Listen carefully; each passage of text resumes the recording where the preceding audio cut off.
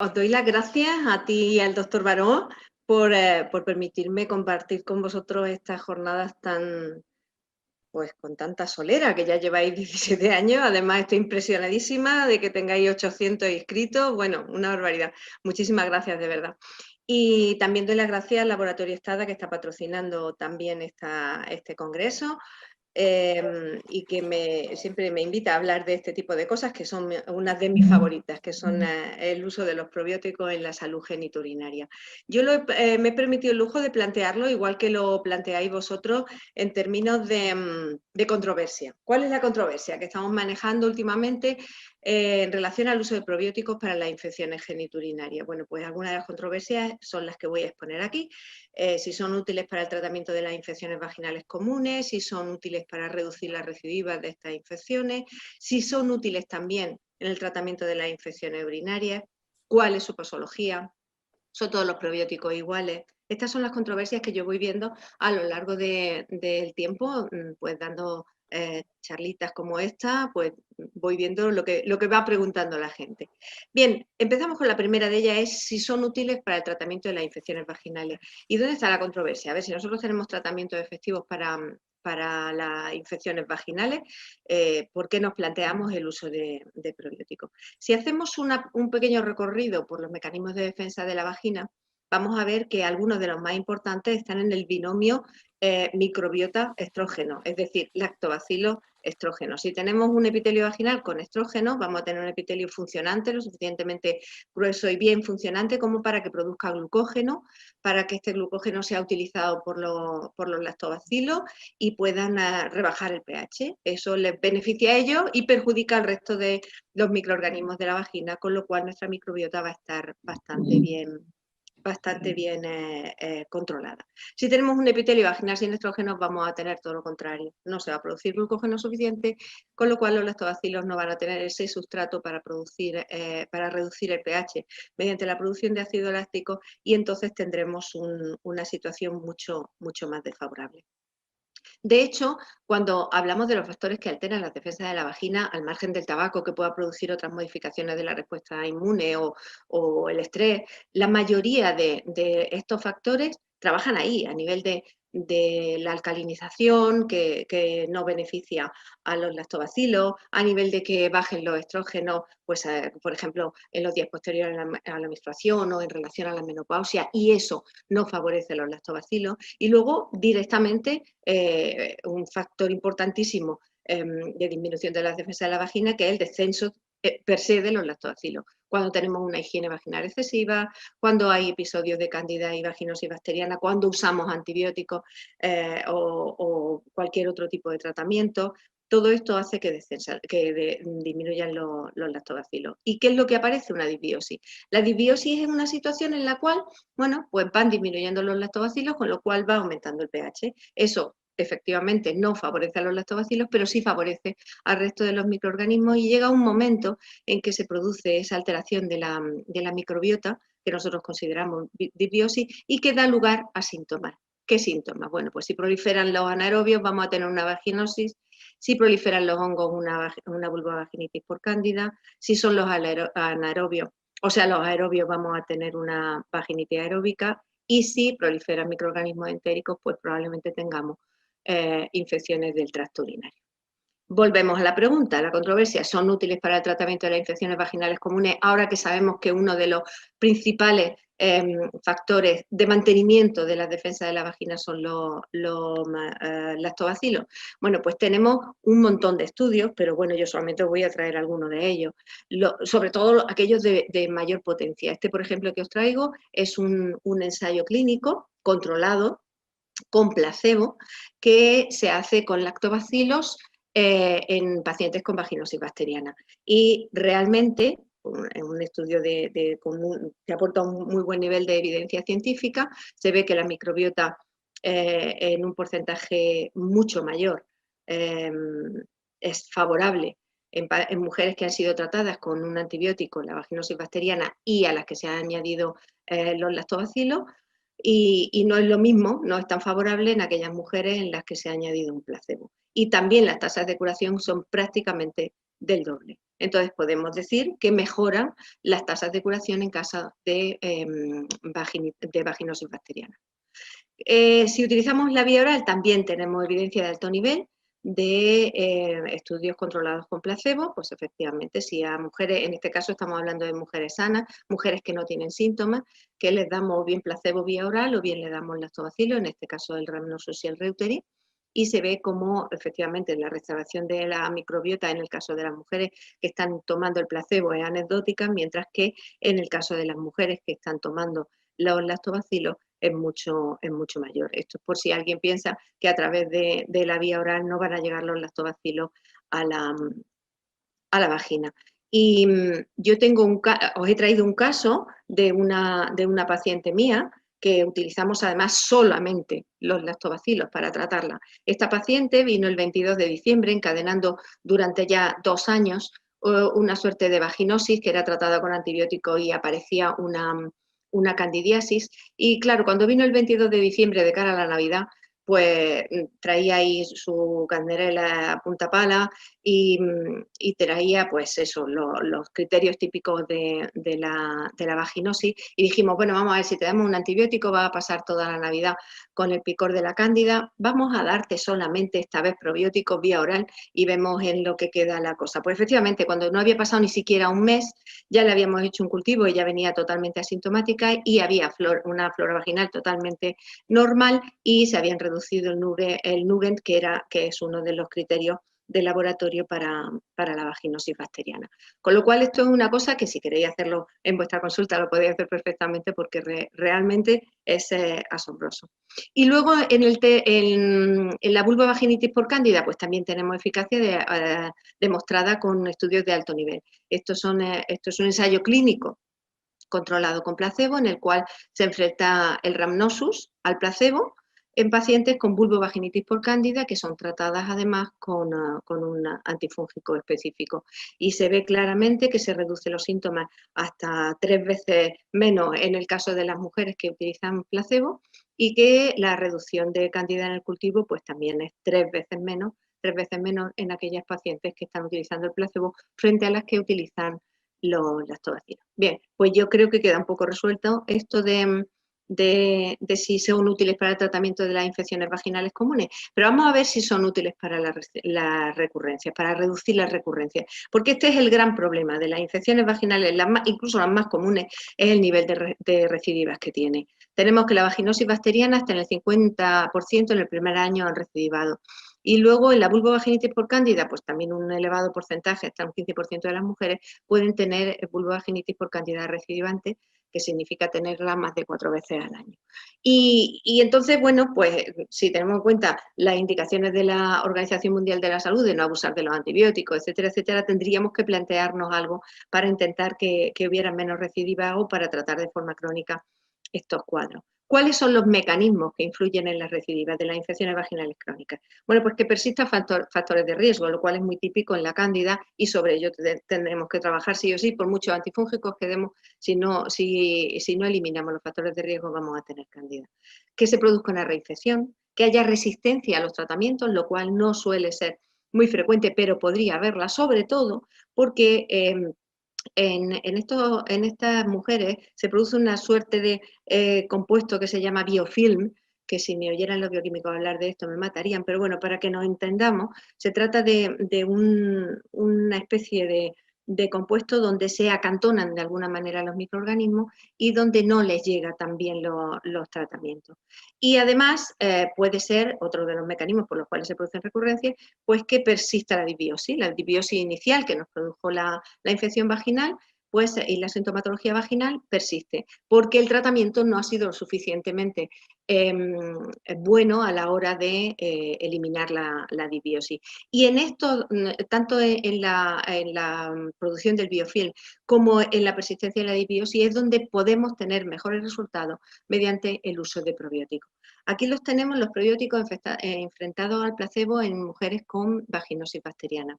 Y como vemos, efectivamente, se produce una curación prácticamente similar, pero cuando se utiliza el placebo durante los 3 meses posteriores al tratamiento, frente a los lactobacilos los 3 meses posteriores al tratamiento, pues tenemos que a los 6 meses la reducción de la recurrencia es bastante mayor en aquellos pacientes que han utilizado lactobacilos y no así en aquellas pacientes que han utilizado el placebo.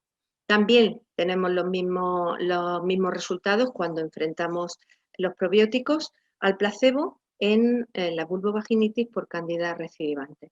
En este caso parece que el mecanismo por el cual actuarían es mediante la reducción de las resistencias. Se ve claramente en este estudio cómo la persistencia de los síntomas es muchísimo mayor en aquellas mujeres que han utilizado placebo y la persistencia de los cultivos positivos es muchísimo mayor, de muchísimas veces más, en aquellas pacientes en las que han utilizado placebo y no los probióticos. Con lo cual, bueno, pues yo creo que también podríamos dejar resuelta esta controversia.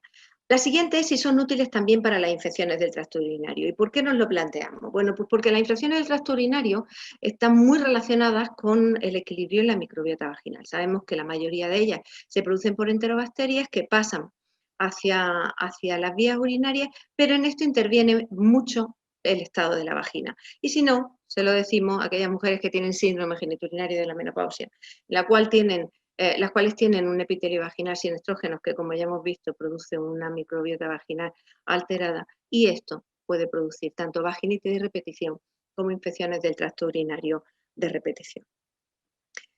¿De qué estamos hablando? Si estamos hablando de infecciones del tracto urinario de repetición, son aquellas que se producen hasta 3 veces en 12 meses o hasta 2 veces en los últimos 6 años.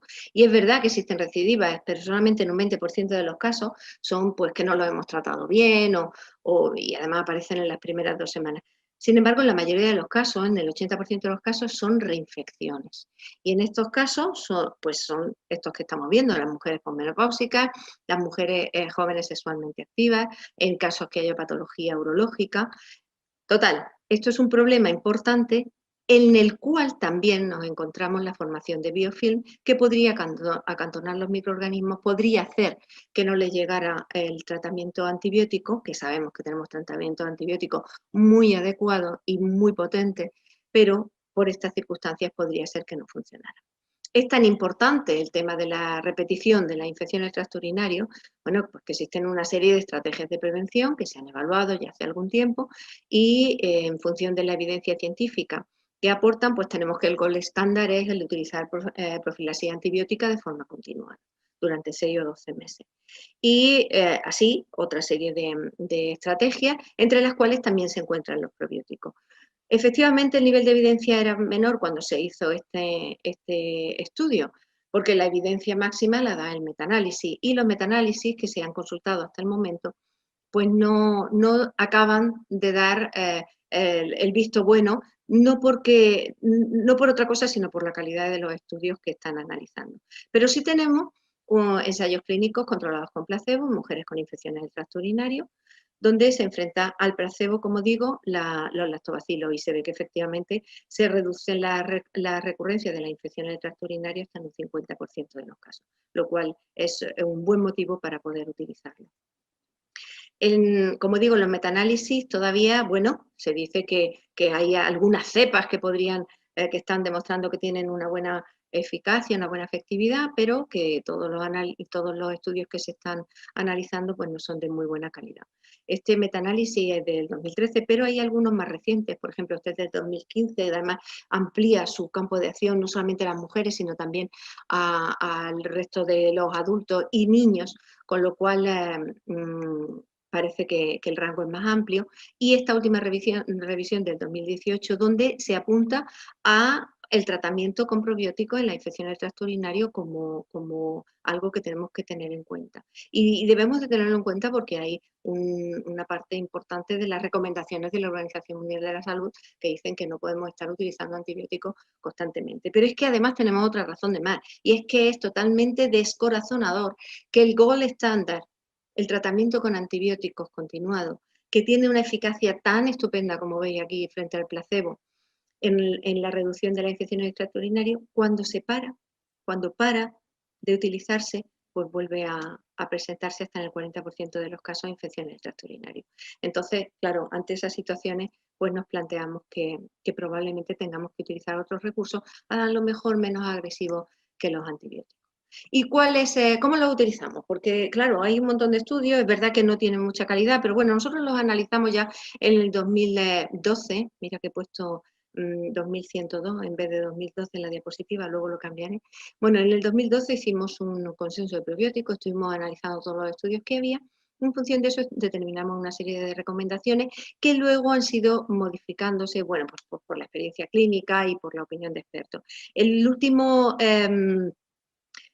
consenso o documento de actualización que repasa la evidencia científica en relación a la vaginosis bacteriana acaba de publicarse a finales del año pasado, y aquí, bueno, pues se dice que si utilizamos la vía vaginal debe de utilizarse entre 7 10 días, 5 o 10 días.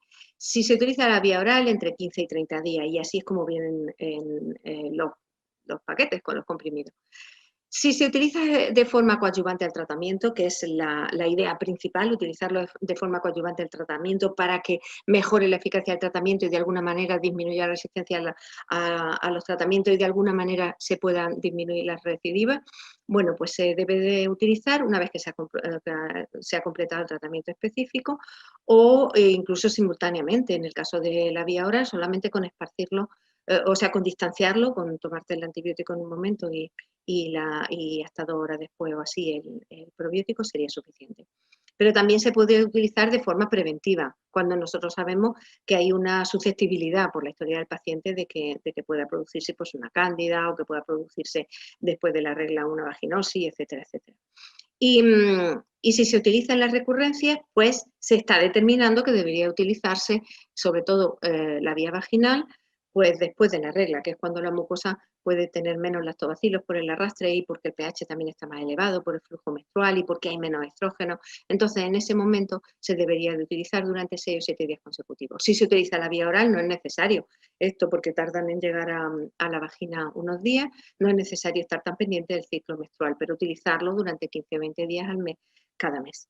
Y en el mantenimiento, bueno, pues se ha propuesto desde una cápsula semanal, porque es que hay estudios de lo bueno, de los controlados con placebo, que con una cápsula semanal sería suficiente durante las semanas que sean necesarias. Y en la vía oral se propone la misma pauta que se ha propuesto en el caso de las recurrencias, que es utilizarla una vez al mes, o sea, 15, 20 días al mes, todos los meses.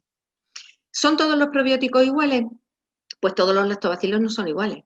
Para que tengamos efecto en la vagina, pues tienen que llegar a la vagina vivos y ser viables. Tienen que adherirse fuertemente al epitelio vaginal. Tienen que acidificar el medio. Tienen que sobrevivir a condiciones fisiológicas raras. Tienen que producir bacterioquinas. Tienen que tener una concentración en los productos probióticos que si va a ser de uso vaginal debe de ser de 10 elevado a 8 unidades formadoras de colonia. Y si es de un producto para el uso oral, tiene que ser entre 10 elevado a 9 o 10 elevado a 10 unidades formadoras de colonia. Con lo cual, con estos requisitos, pues evidentemente todos no son iguales. Deberíamos de utilizar aquellos que sí que hayan demostrado, lo cual depende de la cepa, sí que hayan demostrado que efectivamente tienen estas peculiaridades. Pues, por ejemplo, aquí yo os he traído uno de ellos, el Rhamnosus, que en un cultivo celular, pues ve que efectivamente se adhiere perfectamente a las células endoteliales, a las células de la vagina, del endocervix, del esocervix, y en 4 horas es capaz de reducir la proliferación mediante esta adherencia y mediante el impedimento de que los microorganismos, los malos, se adhieran, pues puede reducir la proliferación de la cándida, de la pregotella, de la gardnerella, etcétera, etcétera.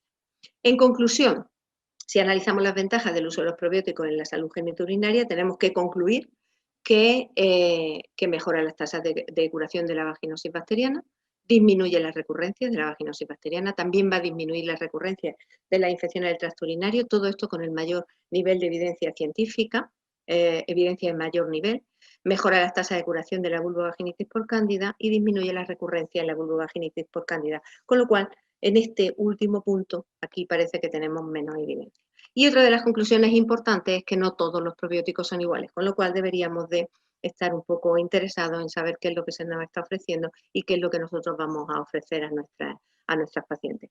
Creo que me he ajustado al tiempo. Camille, Francesc, me parece que me he ajustado al tiempo.